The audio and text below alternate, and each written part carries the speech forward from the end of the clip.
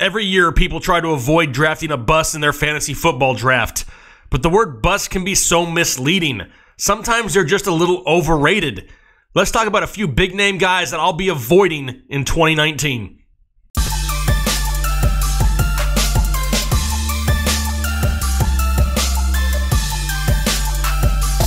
What is going on, everybody? Jake, Fantasy Headliners. Hopefully everybody's doing well out there in YouTube land. I said it in the opening, right? So many times people get labeled as busts, and the word bust can be so misleading. Just because somebody may be labeled a bust doesn't mean they still can't be productive. It's really about the value that you get out of them on draft day.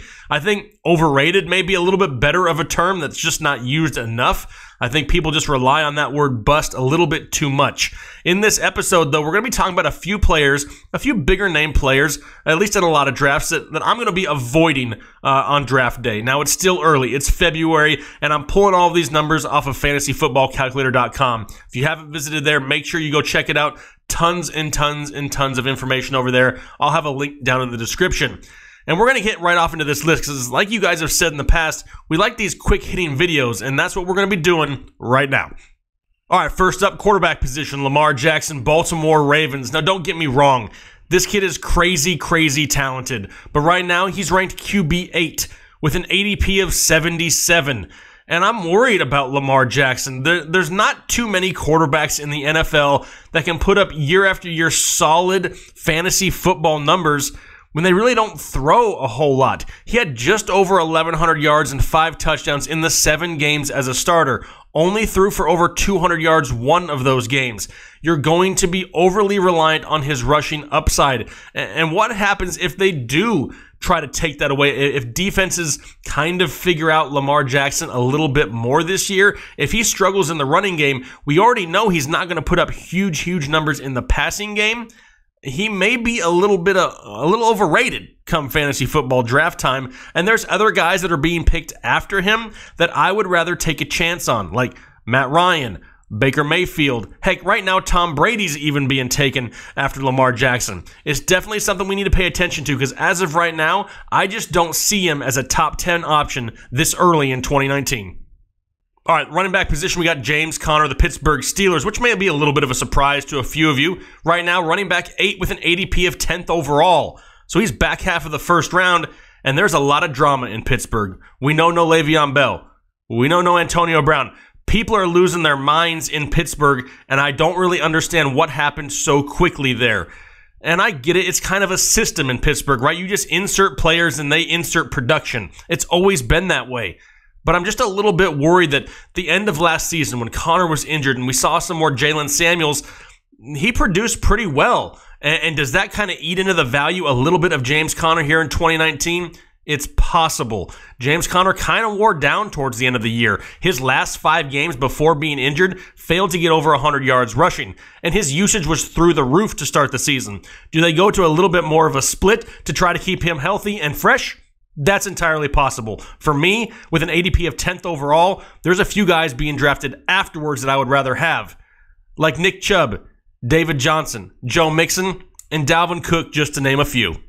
All right, next up, wide receiver, and you see it there, another Steeler. Before I hear the comments in the comment section, I don't hate the Steelers. I just don't like the ADPs right now with all these question marks. I have JuJu Smith-Schuster, the Pittsburgh Steelers here, as a player I'm avoiding from the wide receiver position. Right now, currently wide receiver 9 with an ADP of 17 overall, right there mid-second round. And that to me is just a little bit too high because of all the questions we've already talked about in Pittsburgh. Yes, Antonio Brown is gone. I already talked about it a couple minutes ago, so I know. And now I know JuJu will assume that number 1 role. And he's produced great the past couple seasons. But now he gets added defensive attention. It used to be Antonio Brown or Mr. Big Chest, whatever you want to call him, taking away some of that defensive attention, leaving JuJu with a lot of one-on-one opportunities. That may go away in 2019 as the defenses start to shift more focus towards JuJu. It's kind of part of the reason why I like James Washington a lot this year. I think he assumes the old JuJu role. So how does JuJu respond to being this number 1 receiver? It's a question mark for me. And there's a few guys that are going to be drafted after him that I may, rather take in my fantasy football draft here for 2019. You got Keenan Allen, Adam Thielen, T.Y. Hilton, and A.J. Green, all guys that I would rather take at that type of spot, at that sort of ADP for my 2019 fantasy football team. All right, tight end position, we have Eric Ebron of the Indianapolis Colts, somebody who I think may be on a lot of people's lists this year. Right now, he's tight end 4 with an ADP of 56 overall. And in my opinion, that's just a little bit too expensive on draft day as of right now. Some of the reasons: one, Jack Doyle comes back this year in a contract year. We know the Colts like to use 2 tight end sets. Doyle may take away some of those opportunities that Ebron saw the bulk of in 2018. We don't really know what's going to happen with the Colts in the offseason yet either. They have $3 shy of a buttload to spend, and I'm sure they bring in some weapons somewhere, just other options that could take away some of the chances that Ebron saw last season.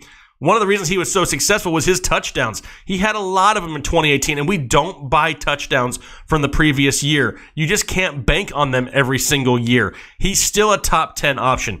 Don't get me wrong, but at that ADP, I think it's just a little bit too expensive. I would rather wait multiple rounds and go with some of the likes of David Njoku, OJ Howard, or maybe even Hunter Henry, which I've mentioned in a previous video, and get similar production at a cheaper price. That's what you're looking for, is that value on draft day, and I think Eric Ebron may be just a little bit too spendy for my taste.